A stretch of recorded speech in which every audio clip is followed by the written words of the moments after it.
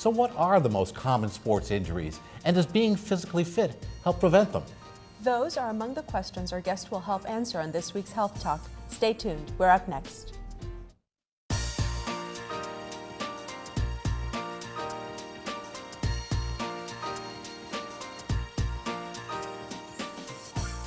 Hello, I'm Dr. Vicki Smeaton. And I'm Dr. Eric Mazer. Today we'll discuss sports medicine with Dr. Mark Fletcher. He's an orthopedic surgeon, fresh to the area with Coastal Orthopedics. Welcome to the area, Mark, and welcome to the show. Well, thank you very much. Yes, it's nice to have you, and we have a fun topic too. Well, fun because it's sports and exercise. And it applies Not so to fun. almost everybody at home, Absolutely. old and young. That's Yeah, right. but tell us what got you interested in sports medicine, and what is sports medicine, and how did you get involved with Well, it? I originally got involved in orthopedics. My father was a physician and not an orthopedist, but it got me interested in medicine. But I was an athlete and was an athlete for a long time into my 20s and 30s. And that kind of just drew me into it. It's a very I think a lot of orthopedics, it can be said that they either were injured or they're athletes or they had some problem, and you kind of, It's a perfect way of combining your avocation with your vocation. Right, Absolutely. exactly right. And then, so sports medicine seemed to be a natural fit, and it's always something I'm interested in because you are what you do, and I like doing, I like being a part of sports and being active, and it just happened to be something I work at now. And of course, we're not just talking as someone on the older side of the group that's here today. We're not just talking about the young athlete who gets an injury in playing football or competitive soccer, but we're really talking about us as a population as a whole. As we age, I think my generation is a lot more involved in sports and athletics than the generation before us, and that puts some extra stress on our Well, I think you're exactly epiphyses and other right. things. You got it. I think every successive generation has been more active, and so people want their quality of life and their quality of activities to persist. In their 60 is a new 40, Right. and those I'm kinds glad of to things. hear that. People are right.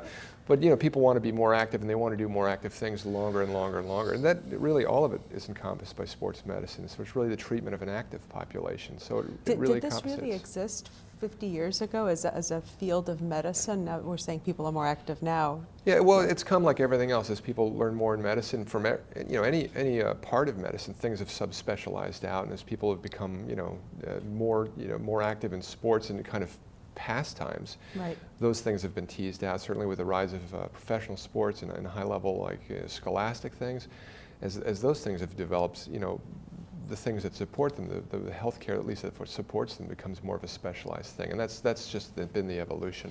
Right. And it's interesting because I think even the amateur athlete has adopted some of the psychology of the not professional, Sure. but the competitive athlete. So the amateur athlete wants to You wanna get back train after hard, an you wanna injury, be just as much as the college basketball star. You may. got it. And it's kind of like a trickle down. Even the injury prevention and the injury treatments certainly trickle down. Last year's high level sports injury and treatment becomes this year's kind of everybody's treatment. Tommy John 20, 30 years ago now, Tommy John's a very common name for pitchers and people who hurt their elbows. It's no longer just on professional pitchers. It's become commonplace. It's not as common as we thankfully it's not as common, but it's certainly something that's done quite commonly in high school athletes and collegiate athletes, not just the pros. So one of the questions I asked during the teaser, what are the common sports injuries? Yeah. Are there specific sets of injuries that are common?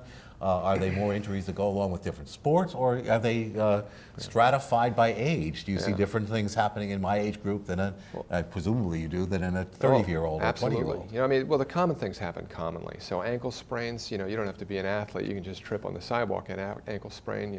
So the common things that happen commonly certainly are no different in any kind of sporting arena. But then when you break it down by sports, baseball players tend to get a lot of shoulder problems. Skiers, they have certainly a lot of knee problems and fractures along with that.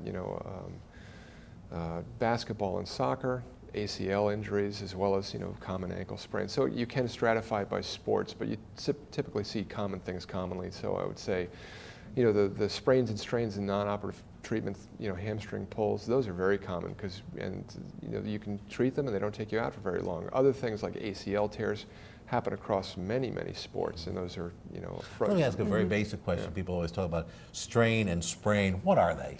Other than something that's hurt and not broken. Well, when you use them talking to people, it goes back and forth. So I always think of muscular strain. So it's muscle fibers being disruptive, and ligament sprain. And literally, it's just the same thing as ligament or collagen fibers being disrupted. So it's a semantics thing. But Can you see those on an MRI? Not that you should be. You can. But you can actually see the Yeah. pulling of that for those fibers. Yeah, you can see an injury just like anything else. So anything, just like when you look at something that gets sprained or strained, it swells, it may be black and blue, and it gets a little large. You can see those changes in MRI, and so and you can even grade them. When you look at someone clinically, you can grade them. It's either not very big, or it's pretty moderate, or very severe. You can actually grade them. Maybe on an starting MRI. with that, I don't mean to dominate this, but starting with strains and sprains, are there a standard approach to caring for them? They are so common. You twist your ankle, you pull this, Right. running too fast, and you haven't run before. What's your approach to them? Well, those- People talk about ice, heat, rest, Yeah, well, stretching. it's also another evolutionary thing. They used to, you've injured this, let's immobilize it. Well, we found over time with research that immobilizing is not very good for these things. You lose muscle mass, you get stiff, and so for most strains and sprains, we emphasize movement, comfortable movement, not re-injuring it, but get the range of motion back in a reasonable time. You want to control inflammation, but not eliminate it, so ice and elevation to decrease the tissue swelling. Use of anti-inflammatories is a little controversial. You use them too early, they make you bleed a little bit more, but if you use them late, they can maybe slow down your healing. So you use them as a tool, just like all these other things. But mostly sprains and strains, early protected motion, and then strength and functional strength to get someone back to sport as they're able to. And usually it's about a 6-week to 8-week sequence. And that's a substantial amount of time. That's Yeah. interesting. So sprained ankle. Yeah, well, there's a sprained ankle that you roll and walk out versus a sprained ankle that you can't walk on. There's a huge continuum of how bad something can be. Right. Give us some guidelines for our viewers at home as far as, okay, you have an injury, and let's assume that it was obtained while engaged in some kind of a sporting activity.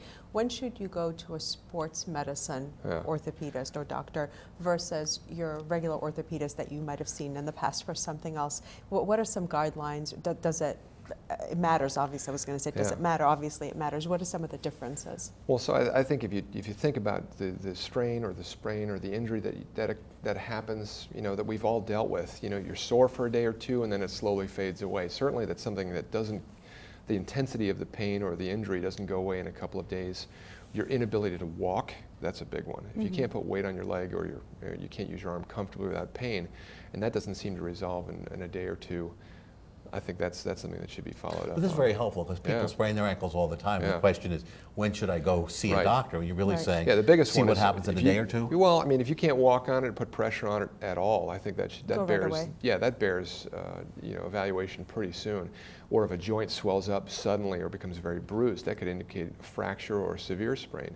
But things that hurt, that ache, that make you stiff for a day or two, you can move, but you're not quite as good as you were. Those things, I think, those are reasonable to watch and use the kind of time-honored principles of resting it, controlling inflammation with ice, a little compression and elevation. Those things I think are reasonable, and if those don't recover in a day or two, maybe you should start thinking about severe swelling, big black and blue. I think the biggest one is you can't use the limb or you can't step on it.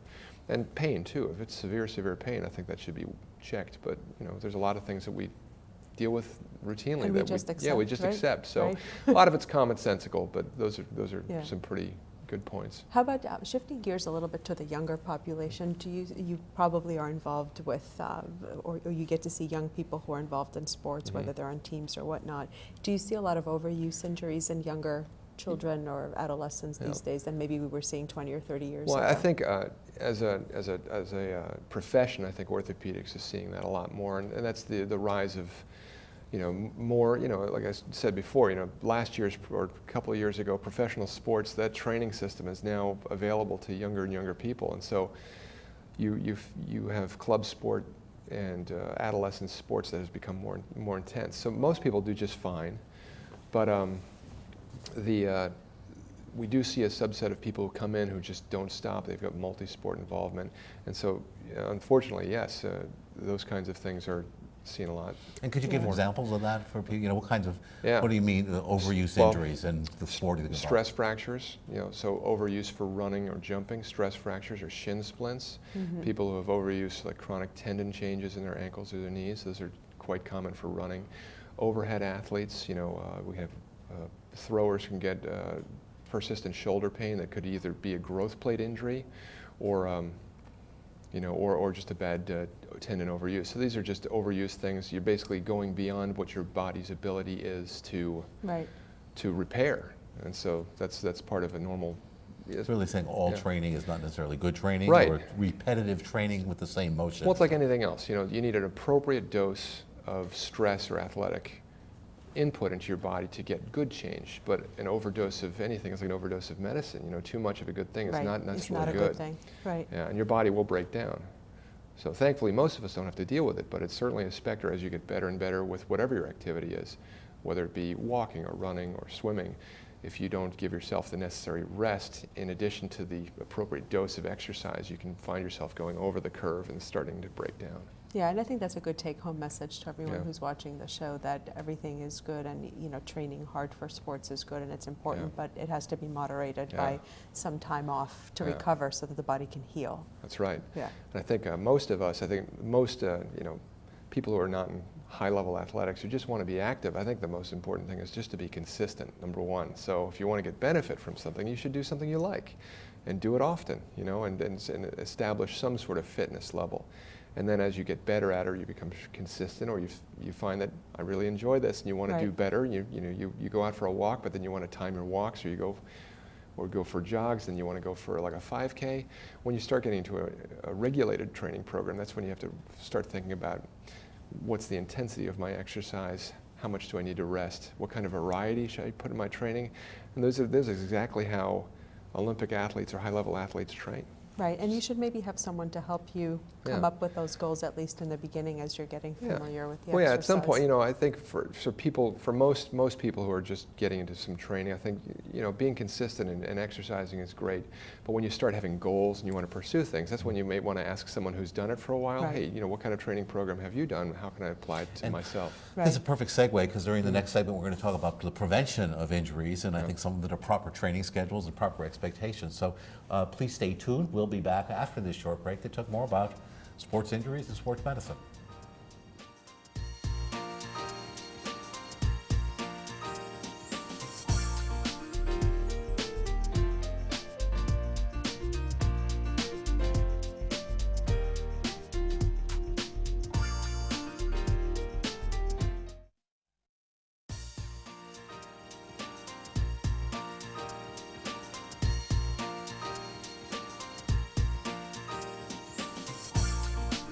Hi, Vicki and I are back with Dr. Mark Fletcher. Mark is an orthopedic surgeon and a sports medicine specialist. We're talking a little bit about training and when you want to improve your condition, beginning to set some goals. Maybe you could talk a little bit about that and how it's important to set realistic goals and gradually increment your training upward. Right. Well, I think, first of all, you got to do something that's fun. We're talking about every person, right? We're talking about people who want to get into something, not the hard-driving collegiate or high school athlete who's just, wants to grip something and go for it.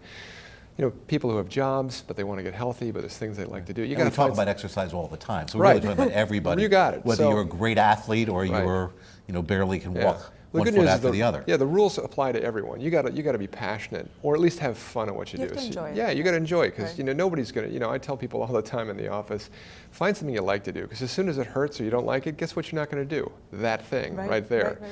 So if you want to do an exercise program and get involved, you want to do something something you like, whether it's dancing or going out, doing some group activity.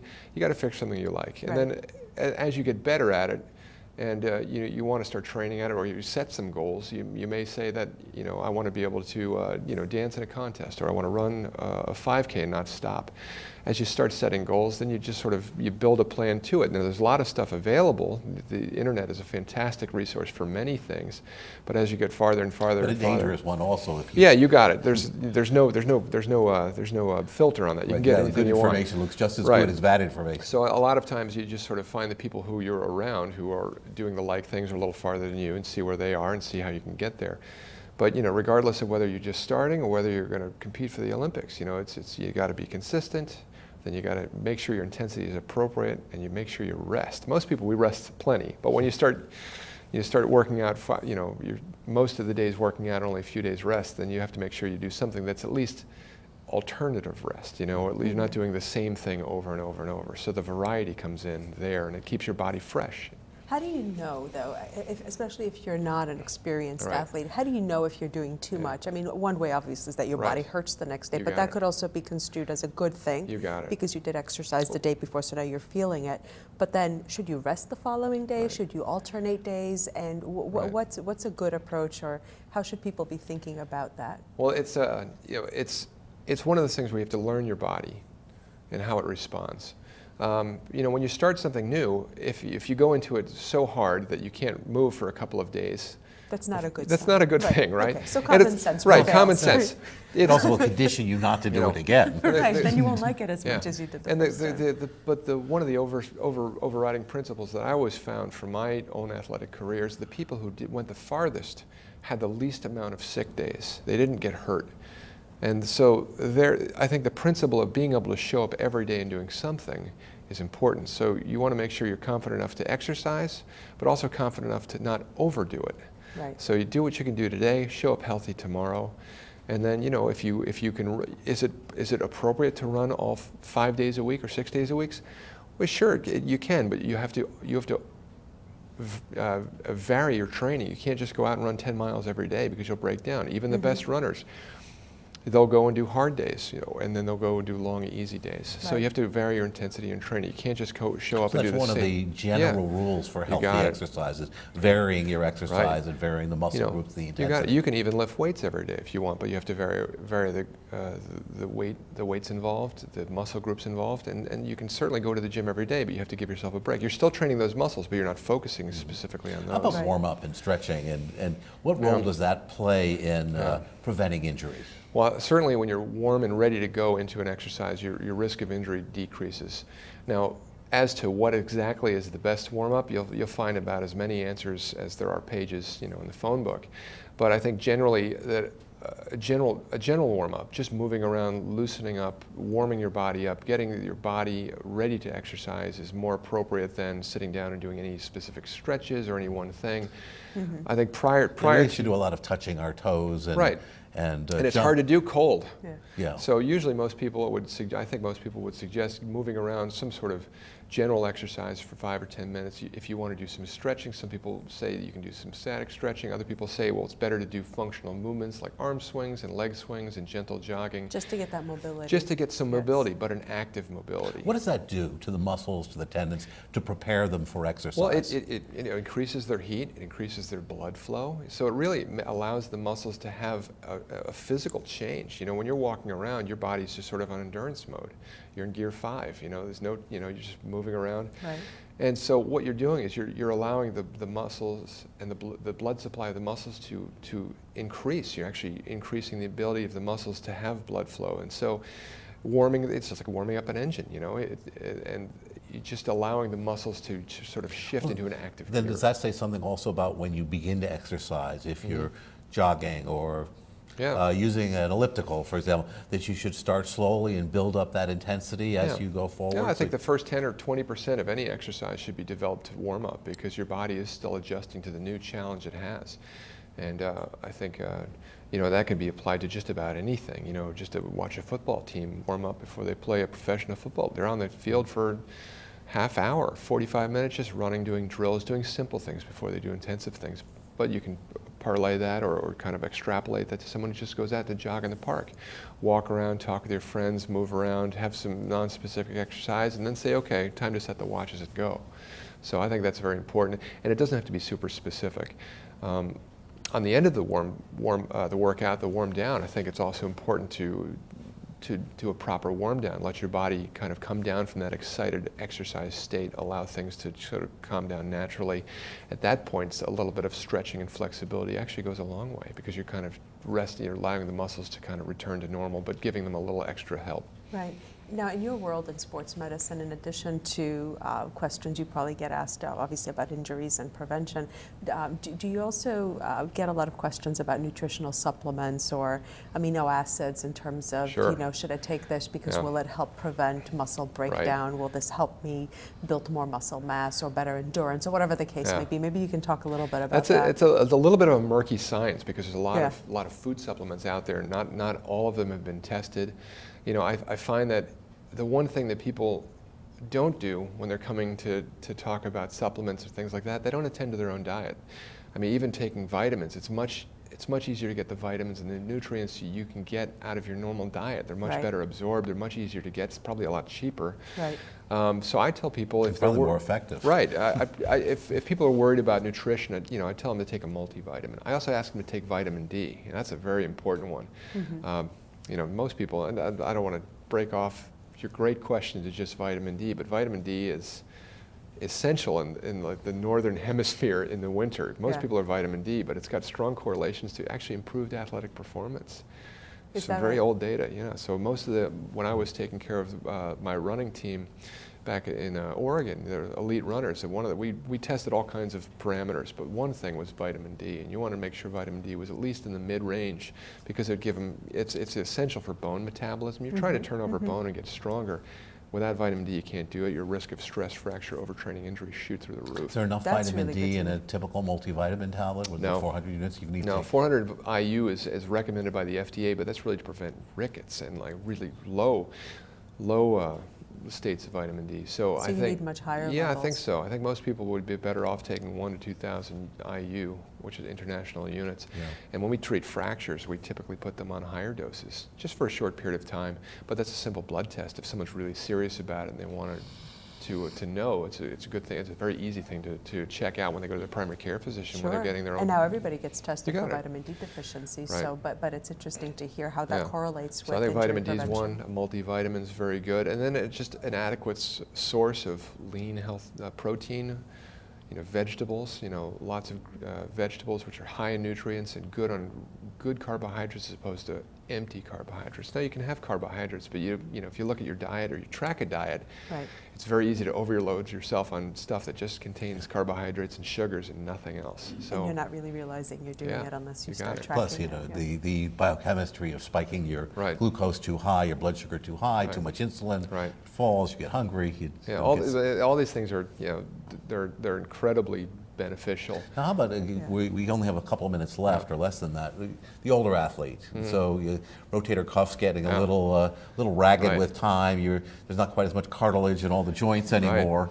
So how does one go through their 50s and 60s and keep active without getting into trouble? Well, a lot of it is just understanding what your body's been through, what kind of injuries have you had, and where your weak points lie. A lot of it is just sort of starting something easy, and just understanding that you may not be able to lift as much as you did 40 years ago or even 10 years ago.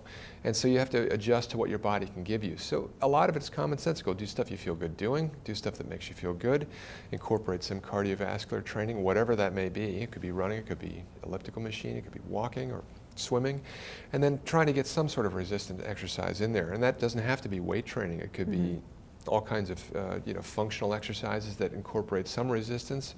Really, it's whatever you like, and you just want to make sure you're doing it well and making sure you're not waking up things that used to be a problem. I tell people, 50,000 miles on the car doesn't mean you can't drive it every day. Your maintenance interval has shortened, though. So you have to do the right thing. So you may have to attend to certain things.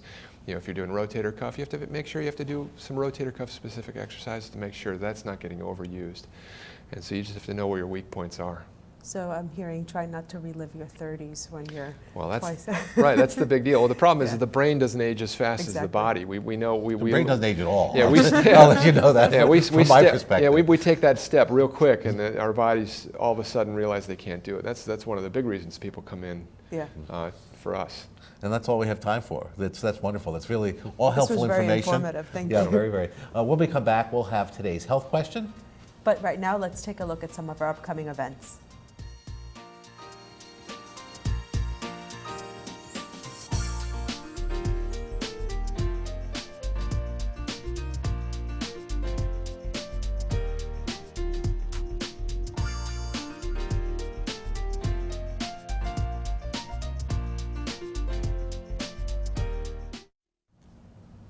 This week's viewer question is, what is runner's knee? And we have an expert here to answer the question. Yes, what we is do. runner's knee, Mark? Well, the short answer is runner's things is a lot of different diagnoses kind of all grouped together. It's all pain in the extensor mechanism, which is essentially the thigh, the muscles of the thigh, the quadriceps as they interact with the kneecap and the patella tendon. It's essentially overuse. And so it's the same thing. You're running too much, you're running too long, your intensity is a little too high for what you can deal with, and over time the tissues around, the muscles and the tendons around the front of your knee either tighten up or they become painful. And so it could be quadriceps tendonitis, it could be a problem with your IT band, which is a tendon on the side of your knee, all kinds of things, but it's essentially in the front of the knee, and it's worse with increased running. And it's treated by appropriate rest, appropriate range of motion and flexibility through the knee and actually the hip, and then attending to appropriate core strengthening, and then bringing your running intensity slowly back up to what's appropriate, and then bringing it up as you feel healthy. Can it come back and reflare? Absolutely. Any overtraining injury can come back, and especially if you've had it before, you may be set up to have it again because you're sort of falling back into the old trap, and that's why the therapy and the rehabilitative part is so important. Because it has to, that will be a weak point for you for a while, but it doesn't mean you can't work through it. Yeah, I remember 20 years ago, I used to get terrible pain in my knee that I actually saw an orthopedist for. They said it was the patellofemoral Exactly condyle, right. Yeah. and did some thigh strengthening, and You got it. have never gotten it back. Well, most people, what they'll do is they'll just rest till it goes away, and then they'll exercise again, and it'll flare up again. They can't understand Because why it they didn't go haven't away. really Well, they didn't really, addressed they didn't treat the cause. Right. They're treating the symptoms. So you have to get back to the cause and work through that. Well, that's, Yeah. Well, I that's now know very what helpful. runner's knee is. Thank you very much, Mark. If you at home have a question you'd like to ask on Health Talk, please contact Vicki and me at healthtalk@norwalkhealth.org. Eric and I would like to thank our guest today, Dr. March Fletcher, for coming on Health Talk. We'll see you next week on Health Talk. Keep exercising.